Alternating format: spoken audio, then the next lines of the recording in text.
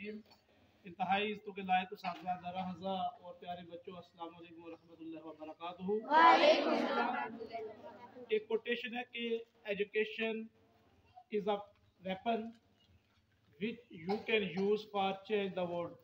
English की एक quotation जो मैंने आपके सामने रखी कि education is a weapon which you can use to change the world, कि तालीम एक ऐसा हथियार है जिसके ज़रिए से आप दुनिया को बदल सकते हैं।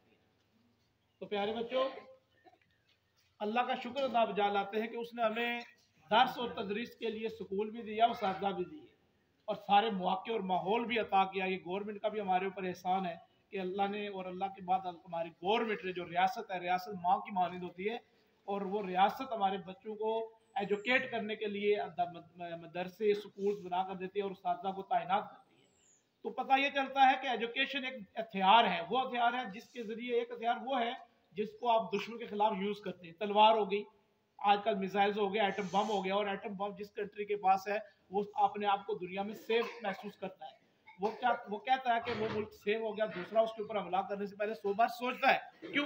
कि उसे पता कि अगले मुल्क के पास एटम बम है, और एटम बम एक ऐसा वेपन है जो सेकंड्स के अंदर जला कर रख देता है और सब कुछ तबाह और बर्बाद होता है, उसको नैस कर देता है। सो एजुकेशन को भी सबसे पावरफुल वेपन करार दिया गया है। वेपन इंग्लिश का वर्ड है, इसका माने क्या हुआ? हथियार। सो आपने इस तालीम को एक हथियार के तौर पर इस्तेमाल करना है और आपने ज़ात के ऊपर भी अप्लाई करना है। इस वेपन को दूसरों के लिए नहीं, आपने सबसे पहले खुद पे इस्तेमाल करना है, खुद को बदलना है। आपकी तरबियत तालीम से ही होती है। आप जब तालीम गेन कर रहे होते हैं, एजुकेशन गेन करते हैं अदारों में हम, तो एजुकेशन गेन करने का मतलब सिर्फ बुक स्टडी नहीं है, बल्कि आपने खुद को बदलना है। जब आप खुद को बदलते हैं तो आप अपने आप के साथ साथ अपने माशरे को भी बदल रहे होते हैं। आपके अखलाक जो होते हैं वो संवर रहे होते हैं। आपने देखा है मौसम में बाहर जब आता है तो पौधों के ऊपर पहले सबज सबज जो है ना कोपलें फूटती हैं। वो कोपलें जब निकलती हैं तो आहिस्ता आहिस्ता वो जब बड़े पत्ते बनते हैं, उनके साथ फूल लगते हैं, और फूलों से फिर आगे उनके साथ फल या फूल लगना शुरू हो जाते हैं और वो एक माहौल को खूबसूरत बना देते हैं। तो ऐसे ही एजुकेशन हासिल करने वाले जो लोग होते हैं वो रवायती तालीम नहीं, वो बदलने के लिए खड़े होते हैं।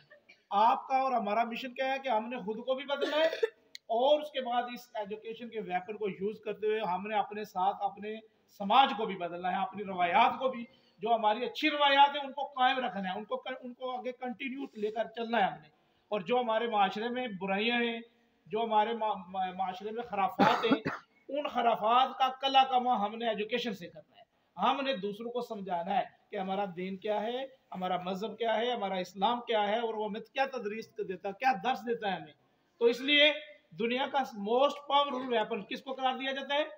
एजुकेशन को। किसको करार दिया जाता है? एजुकेशन। तो अल्लाह का शुक्र अदा बजा लाते हैं कि हम वो गेन कर रहे हैं, और हम दे रहे हैं एजुकेशन, और हम गेन भी कर रहे हैं। सो हमने इस वेपन को दुनिया को बदलने के लिए इस्तेमाल करना है। हमने अपने रवैयों को बदलना है। सबसे पहले फर्स्ट ऑफ ऑल जो आपने एजुकेशन की इम्प्लीमेंटेशन है वो अपनी लाइफ से करनी है, आपने सेल्फ से करना है, ना कि दूसरों को इसमें टेस्ट लेबॉर्टरी में डालना है। आपकी तरबियत जब हो रही होती है तो आपके मिजाज बदल रहे होते हैं, आपके रवैये बदल रहे होते हैं। मैंने देखा है ऐसे बेशुमार लोगों को कि जब वो यूनिवर्सिटी में नहीं गए, मैं आपको अपने पर्सनल एक्सपीरियंस की बात बता रहा हूँ कि जब वो लोग यूनिवर्सिटी में नहीं गए, स्कूल में पढ़ रहे थे या कॉलेजेस में पढ़ रहे थे, तो तब उनकी शख्सियत कुछ और थी। लेकिन जब वो बड़े लेवल पर गए, उन्होंने यूनिवर्सिटी के अंदर कदम रखा, तो उन लोगों के रवैयों में भी तब्दीली आई। वो हम्बल हो गई, वो बिल्कुल नरम मिजाज होगी।